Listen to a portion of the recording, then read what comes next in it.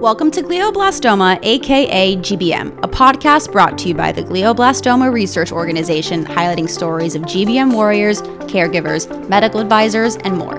Welcome to Season 3 of our podcast, where we delve deep into the world of glioblastoma, also known as GBM. Join us as we navigate the complexities of glioblastoma with expert insights and heartfelt narratives. Please remember that the information presented in this podcast is for educational and informational purposes only. It is not intended to treat, diagnose, or prevent any disease, and you should contact your medical provider or healthcare team with any questions. The team at Imvax is dedicated to delivering new, personalized immunotherapy approaches to improve outcomes for people living with glioblastoma and other solid tumors.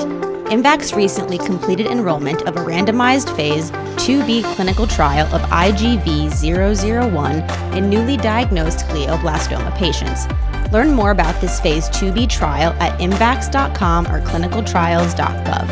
Imvax, advancing a new approach to personalized cancer immunotherapy. John Furey, welcome to the Glioblastoma AKA GBM Podcast. I am so excited to have you on the show today talking about Imvax. So to start off, for those who don't know who you are and don't know what Imvax is, can you just do a little introduction? Well, thank you, Amber, and thank you very much for the invite. We greatly appreciate the opportunity to talk about Imvax this afternoon. The company was founded in 2017. It was really the outpouring of a lot of work that our Chief Medical Officer and clinical founder, Dr. David Andrews. David was head of neurosurgery at Thomas Jefferson University here in Philadelphia. And David had been working on the approach that we are actually utilizing here for almost 15 years prior to that point. The technology was licensed from Thomas Jefferson University on the back of Phase 1b data that David had generated. And the company was founded in 2017. And we're right down here directly beside Independence Mall in Philadelphia. We have about 60,000 square feet. About half of that is in clinical manufacturing, and the other half is in general administration and R&D research labs. So we're a fully integrated biotech company working on, in the lead program, on a solution for newly diagnosed glioblastoma. For those who are listening that don't know, which is hopefully a very small percentage, can you provide a little bit more of a background on what glioblastoma is? Glioblastoma obviously is a brain cancer. It's the most common malignant form of tumor in the brain. It affects about 14,000 patients in the US annually. We have recently, though, seen some data that suggested it may be as high as 17,000 patients. So it certainly would increase diagnosis and record keeping. I think we're getting a view that it could even be more patients than the traditional 14,000 we talk about. There are equivalent number of patients in Europe and obviously patients in other parts of the world. So it is a rare disease, but it's not a super rare disease. And there are not many clinical programs, unfortunately, in the disease area for glioblastoma, particularly for newly diagnosed. There's probably more in the recurrent space than there is in newly diagnosed. So before we get into IGV-001, can you maybe explain more of what your experience has been talking about, why you think there are less trials and opportunities available for someone that's newly diagnosed versus a recurrent? Yeah, well, let me talk specifically about our experience. And I joined the company in 2019. At that time, we had 5 folk working to get the company going, and we're now up to almost 50 people. In that time, we've raised about $200 million to get us to the point we are, which is an emerging randomized placebo-controlled study in a Phase 2b study in newly diagnosed glioblastoma. I suppose the important point to sort of reflect back, really the first or the last major improvement in standard of care for patients with newly diagnosed glioblastoma goes back to almost 20 years, to the STOOP protocol. And what we saw there in a 10-week improvement in progression-free survival, that's the last significant advance we've seen in the standard of care in that period of time. If you take the broad context of cancer, A lot of the other cancers have made significant progress in the interim. We've seen some improvement in outcomes in glioblastoma in that 20 years, but largely for surgical procedures as opposed to therapeutic-derived improvements. So there have been quite a number of studies that have taken place in the interim. Some of those studies are unique studies for glioblastoma. Their therapies were developed purely for that purpose. But a number of them were what I would call line extensions of classical treatments, whether that's checkpoint inhibitors, etc., where the companies, the sponsor of those, were looking to expand the potential of their product. Some of them were quite large studies. They could be 3, 4, 5, 600 people. But innately, their mechanism of action probably wasn't well suited for glioblastoma. So what you've ended up with is probably a whole series of failures, particularly in newly diagnosed glioblastoma, which makes it very hard for sponsors such as us to get the financial backing to be able to run trials, because there's probably a concern from investors that, unfortunately, glioblastoma is an extraordinarily difficult area in which to conduct trials. So that's how it sort of affects the landscape. And so we've been particularly successful, based in part on the phase 1b data we have, that we've been able to secure the kind of investment we have to build out the capabilities of the company here and to be able to conduct a phase 2b study. So I don't know if I'm answering your question directly, but I think it's important to get the landscape of the world in which we operate as a biotech company, because it's multifaceted. And at the end of the day, it comes down to financial support to do the work that you need to get done. And so the drug that you guys have developed is IGV-001. Can you explain, for anyone that's listening that has never heard of it, what is IGV-001? Yeah, IGV-001 it's a unique treatment that, as I said, was developed at Thomas Jefferson University by Dr. David Andrews, who's our Chief Medical Officer and Scientific Founder. We have a proprietary name for our platform, which is called GoldSpire. We're applying GoldSpire in our first lead program in newly diagnosed glioblastoma. But in essence, the technology we're deploying can be deployed against other solid tumors. And we have good preclinical data, equivalent preclinical data to what we have seen in glioblastoma in a number of other solid tumors, such as endometrial, bladder cancer, and liver cancer. So we have good broad animal data. But in the instance of glioblastoma, we had very good phase 1b human clinical data. So that's the primary lead asset that we're taking forward in this trial.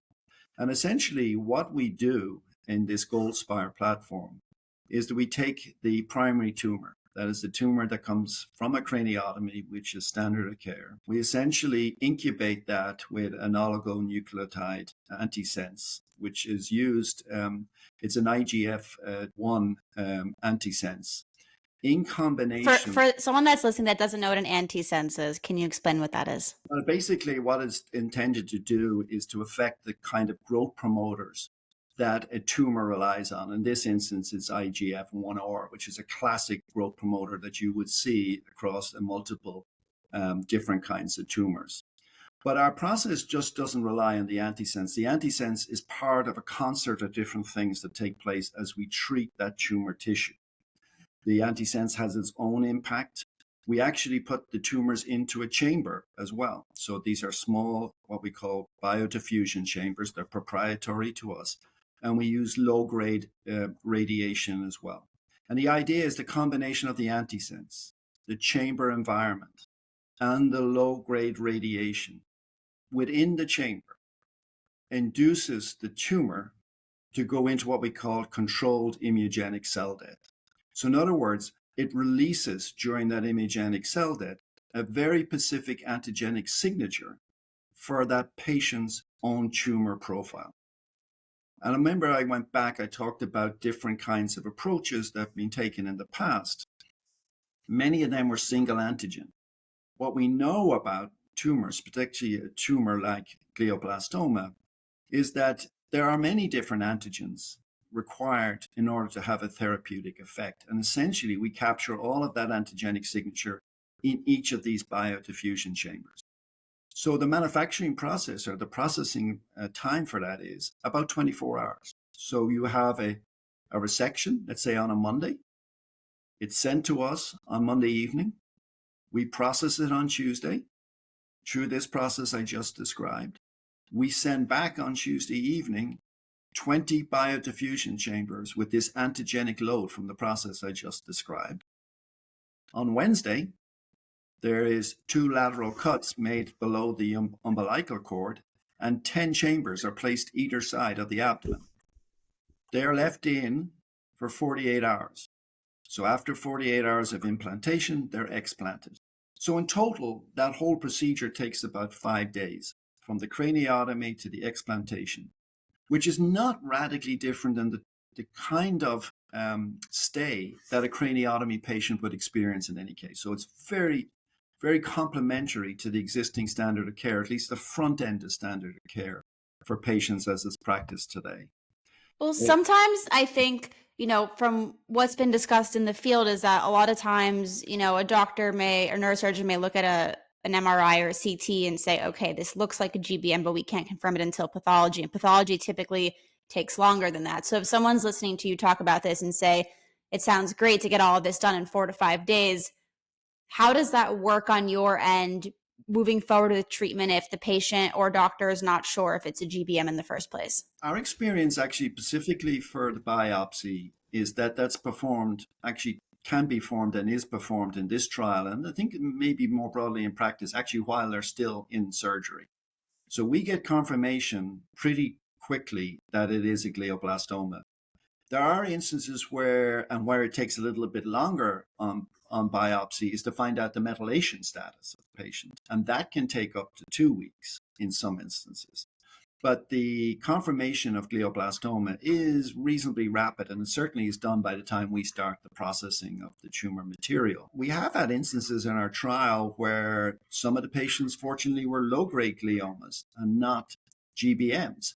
So fortunately for them, they did not have a GBM when it was actually biopsy, so they weren't eligible for our trial. And in a couple of instances, we've had patients who we thought it was a GBM, but it was actually a metastasis from another tumor. So that hasn't presented a major issue for us in terms of being able to conduct the study. And with the study, whether you're waiting on the methylation status, like you said, that takes longer. Are you still able to go ahead and treat a patient regardless of the methylation status, or how does that work? Yeah, we're indifferent to methylation status. We expect this to have an impact for all comers. We have pre-stratified methylation as a post hoc analysis, and we'll find out if there's a particular benefit to methylated patients. But what we found in the study was while methylated patients did better on a duration basis, on a relative basis, all patients probably had an equivalent impact. So we do know that methylation is preferential in terms of standard of care, in terms of outcome. But we found in our phase 1b that whether you were methylated or unmethylated, you had a relatively significant benefit is associated with the treatment. But we will find out in due course when the study is unblinded and we're able to parse the data and see if there's a particular effect or not for methylated. So more to come on that. I know the study is currently in phase 2. Can you talk more about the design of the ongoing phase 2 trial and when the results of that are expected to be available? Yes, certainly. So the phase 2 trial was actually, maybe I'll take a step back and talk about the design of the trial. And how we got to the design of the trial. One of the things we took a look at, and this kind of goes back to one of your earlier questions in regard to previous trials.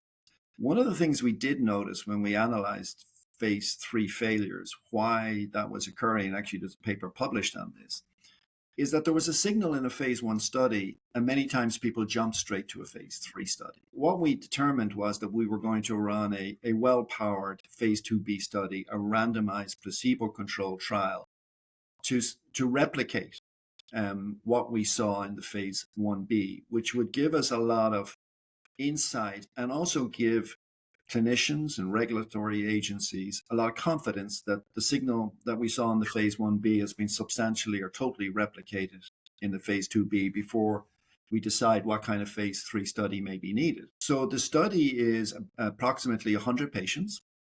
It's a 2-to-1 randomization. It is placebo-controlled, and we expect PFS to read out, that is progression-free survival signal to read out sometime in the middle of 2025. We started the trial in March of last year, and we anticipating finishing the trial within the next number of weeks. So we actually had identified 13, 14 months for the conduct of the trial, and we've been very fortunate with the participation of the trial sites and the participation of patients to be able to complete it on time. The other point I make about the design of the trial that we took on board, we had a Type C meeting with the agency before we started the trial, and they gave us a very clear steer on the type of trial design we would need for a rare oncological disorder to be able to get accelerated approval. And the design of the study that we have put forward and which we're prosecuting is very consistent with what the agency believes you would need in a trial for a rare disease in order to get accelerated approval. We kept that in mind, that it would be, if the signal was showing sufficient clinical benefit, that we could talk to the agency about the totality of the data. It would not just be progression-free survival. It would also be trending OS and ultimately the OS or overall survival data that would be important for accelerated approval. But we've given ourselves the optionality in the design to be able to do that, in addition to understanding what kind of phase 3 we may have. So I know that's a very long answer, but I think it gives you a sense for the planning that went into the design of the trial, and we're very happy with the conduct. It's been definitely. Well, it's interesting to hear you say that you've had such great success with the phase 2, because I feel like a lot of biotech companies, when they get to that stage, it's a lot harder to recruit because it's randomized. And I think coming from like a patient advocacy organization, like a patient population, there is a lot of ongoing talk within the community. And I know there are regulatory issues that trials are currently designed to go through a phase which is randomized.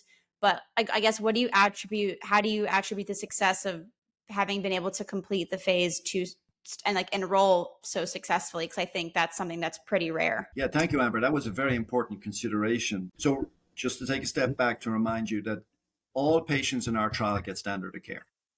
So our treatment is actually adjunctive treatment to standard of care. So somebody will go for craniotomy, they will get TMZ and radiation. In our instance, in our trial, 6 weeks. The reason we had 6 versus some other nearer term interval was to allow for the immune system to be able to generate a T cell and get to an adaptive response before they go into standard of care, which can be deleterious to an immune response. But they are getting standard of care. So we had a 2-to-1 randomization as well, which meant that you had a greater opportunity of getting the intervention, the IGV-001, than not. So when patients saw, well, I'm still getting the same care, I have a 2-to-1 chance of an optionality here of getting this, we were able to, and actually this is really down to the principal investigators at each of the sites, they were able to have patients participate in the study. And as I said, it's been extraordinarily successful. There weren't many patients that opted out because of the placebo component, primarily, as I said, because they were always getting standard of care in any case. Unfortunately, the agency does want a placebo-controlled study. This is the standard that they want, particularly in GBM, as they stated it, in order to be able to interpret the intervention versus standard of care. There is an open question. If we're able to demonstrate a significant clinical benefit in the phase 2b or clinical significance in the phase 2b, what kind of confirmatory phase 3 study would you look for, right? Our endpoint in our study is a doubling of PFS and a doubling of OS. If you're demonstrating that and you're going into it, and maybe the agency see that as being sufficient, or even something less than that being sufficient for accelerated approval, and they want a confirmatory study, then we got to discuss how do you get patients to elect into it when it's had clearly in a gold standard phase 2b study such a significant impact. But that's a different question for a different day. No, please continue. Yeah, well, I think that's something where we really need, when the data emerges, patient advocacy groups have a very important role in informing the agency about its perspective on studies and the potential of those studies, and working with the agency to understand the necessity, A, to support that intervention if it shows a significant clinical benefit or even a profound clinical benefit, what the design of those studies and access to that means to patients.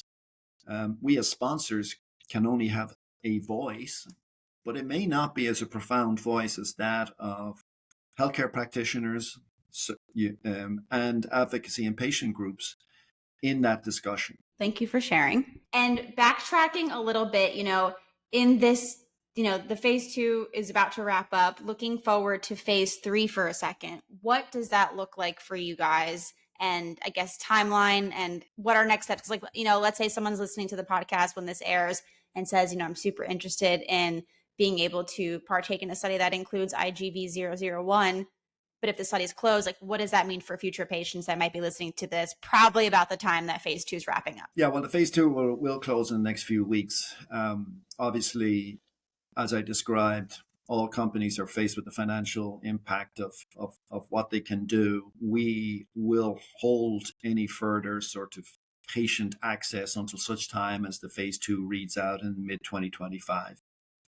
What will logically happen there, Amber, is that, the data will actually have a discussion with the agency as that data becomes available. And they'll also want to consider how the maturing OS looks, because at that point, the study will be unblinded and we can follow the overall survival as an open label. I certainly believe they will consider the totality of the data. They will probably give us some perspective of where we need to get to with OS as it emerges in order for them to think about accelerated approval, or at least what the timing might be.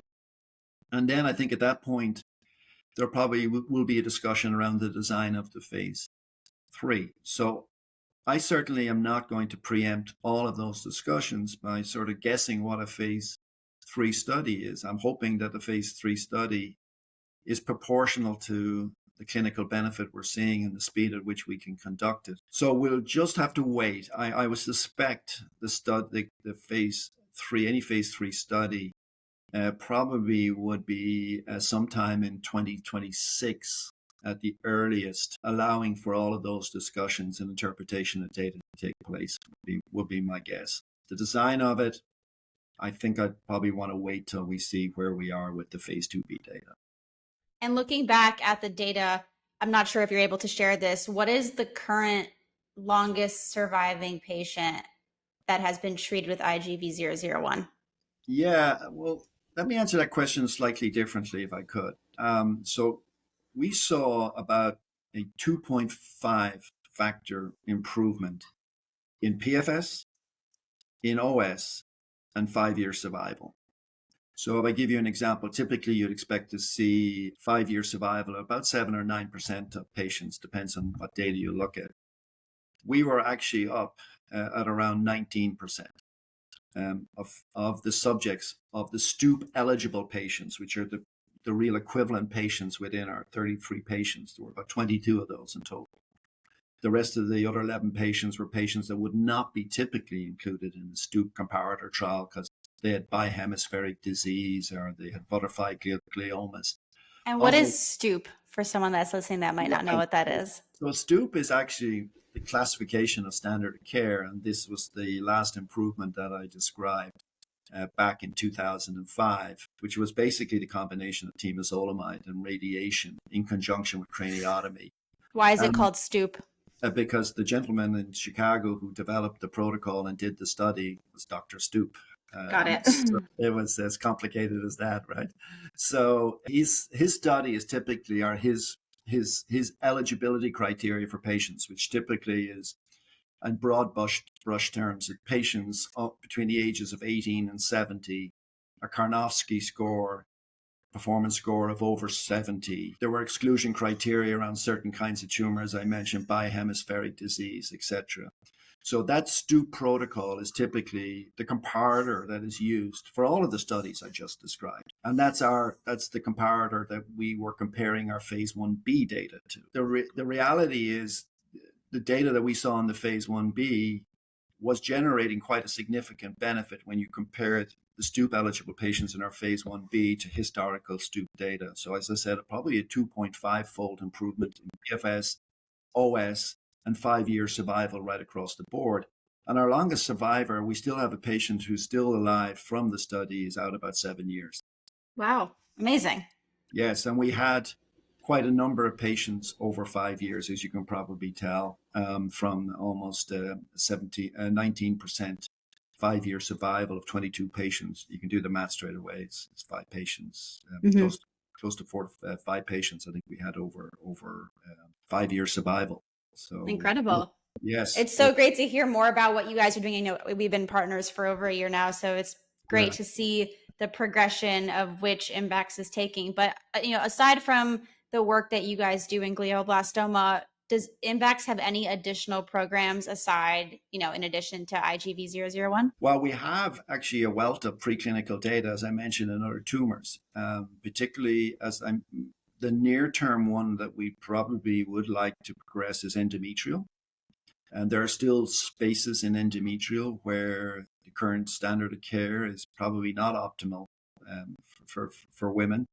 We also have some data in hepatocellular or liver cancer, kidney cancer, and then we also have liver cancer as well. Okay, so we see all of those as potential opportunities. And the endometrial also gives us a general move into gynecological cancers. We have that data. We could probably submit an IND, an investigational new drug application to the FDA, certainly for endometrial, within a number of months, because we're just leveraging the same platform, the same approach.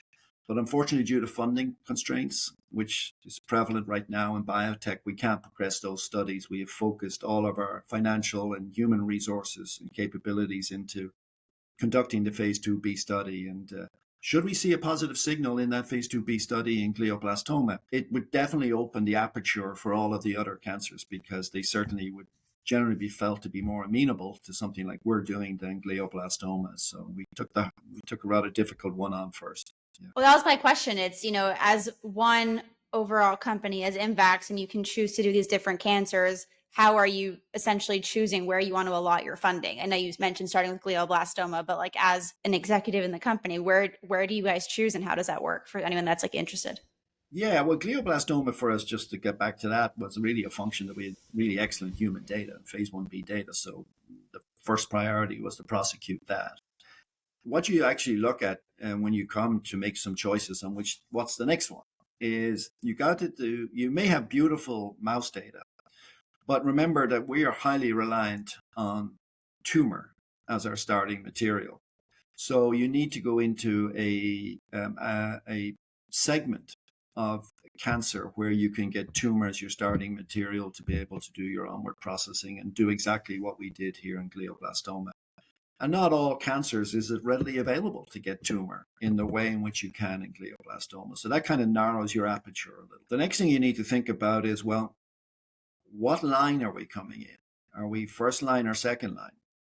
If you believe that we rely on a very good immunogenic response from the patient themselves, it's probably difficult to imagine in third, fourth, or fifth line that patient can readily produce a very good immunogenic response.